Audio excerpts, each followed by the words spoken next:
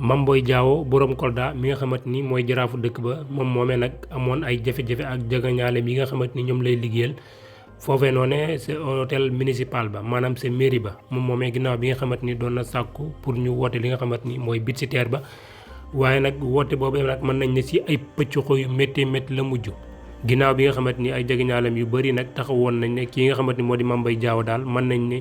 bëri na luy am foofu si maire bi daal te du ko fekkee moom kon daal lu muy dox bëri na lool dafa war a toog nag maanaam respecté li nga xamante ni mooy mairie bi ñu ko dénk waaye si noonu nag Mame Boye Diao nag am si ñenn ñoo xamante ni bëggoon nañ naa génnee saal ba daal pour ñu mën a amal li nga xamante ni moo di liggéey bi waaye ñooñu nag mën nañ ne ñoo riposté ba xeex bu métti daal dafay am mu nekk nag mbir moo xamante ni nag mbir mu doy waar la si fàttali nag Mame Boye Diao jamono ji nag nekkatul si camp bi nga xamante ni mooy camp présidentiel bi di Benno Bokk Yaakaar moom daal dafa daal di génn wuti langu boppam fas yéene samp ndëndëm si li nga xamante ni moo di élection yi ba tax nag am na ñu bëri ñoo xamante ni àndoon nañu ak moom mën nañ ne dañ ko fa mujjee bàyyi daal di dem ànd ak ki nga xamante ni moo di Amadou Ba di premier ministre